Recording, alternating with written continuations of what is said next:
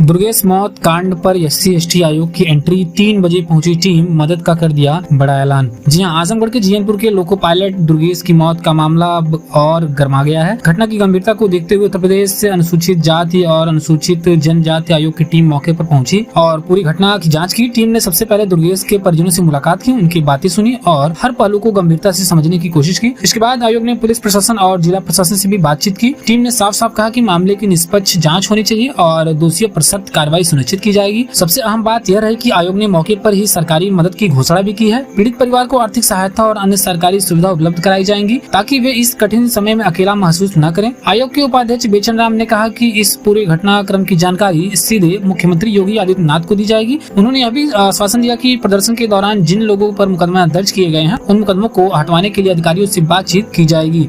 आयोग की इस सक्रियता से परिवार को कुछ हद तक राहत मिली है, लेकिन अब भी बड़ा सवाल वही है कि क्या दुर्गेश की मौत हत्या थी या आत्महत्या, आखिर कब तक मिल सकती। यहाँ पर आकर जरूर तीन परिवार से मिले हैं और उनके जो मतलब क्या बात थी, क्या आज के सामने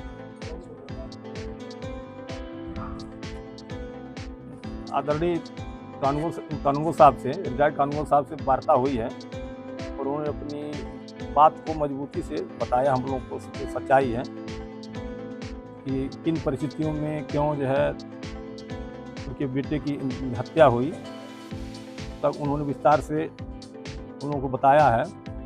और उस संदर्भ में हम लोग जो है पुलिस अधिकारी एडिशनल SP साहब और CO साहब, SO साहब यहाँ मिल गए।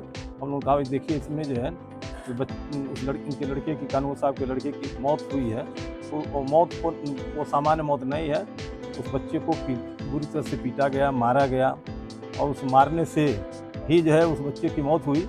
और यहाँ तक जो है सेल्फास, जहाँ तक जानकारी मिली है, सेल्फास उसका या तो टैबलेट दिया गया नहीं पिलाया गया, क्योंकि वहाँ पर दूसरा कोई तो था नहीं, अकेले वो था। अकेले जो है जितना भी हो सका उन लोगों ने उसको मारा पीटा और किसी के नाते जो उसकी मौत भी हुई। अगर न कोई उसको कुछ कहता तो फिर जो है उसकी मौत कैसे होती। निश्चित रूप से जो है वो मारा गया है, पीटा गया है, वो हत्या है। तो इसमें जो है जो भी लोग वांछित हैं उनके खिलाफ कठोर कार्रवाई होगी। इस प्रकरण को आदरणीय आपके इसी जिले के सदस्य हैं भाई साहब और बगल के जिले के विनय कुमार जी हैं मऊ के, हम लोग इस बात को महाराज जी के पास ले जाएंगे।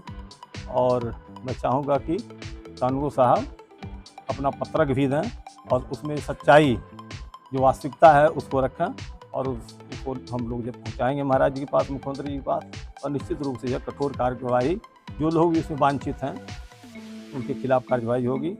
और वो लोग जो है निश्चित रूप से जो है कानून के कटघरे में आएंगे।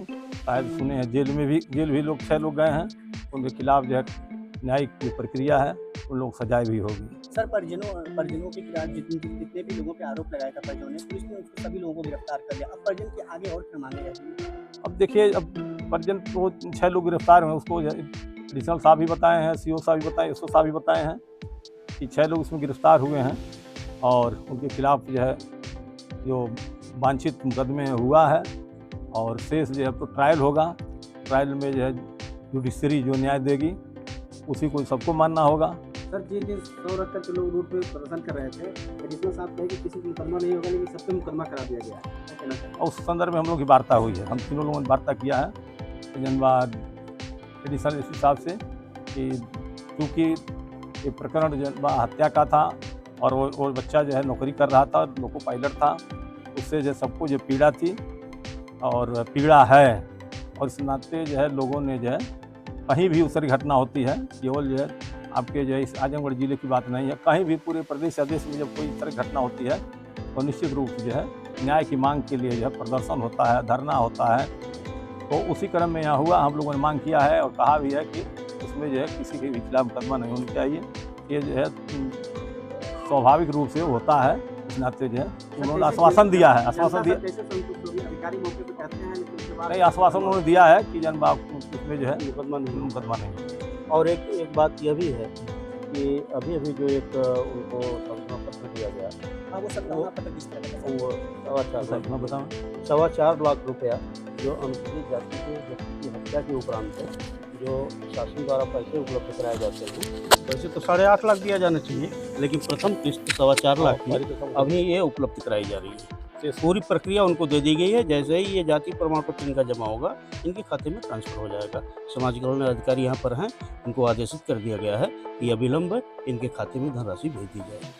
और हम लोग मुख्यमंत्री महोदय से मिलकर यहाँ जो परिवार के लोगों ने जो अपनी बात हम लोगों को बताई है, उससे अवगत कराएंगे और दोषी को कठोर से कठोर कार्रवाई उनके खिलाफ करेंगे, ऐसा हम लोग आश्वासन दिया है।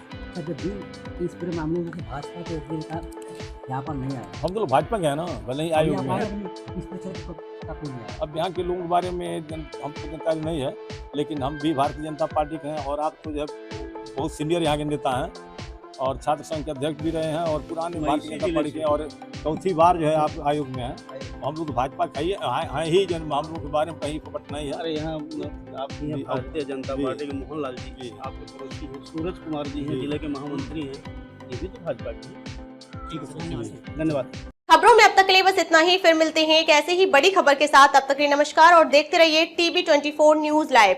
अगर आपको वीडियो पसंद आए हो तो लाइक करें व शेयर करें। ऐसे ही लेटेस्ट अपडेट पाने के लिए बेल आइकन प्रेस करना ना भूलें।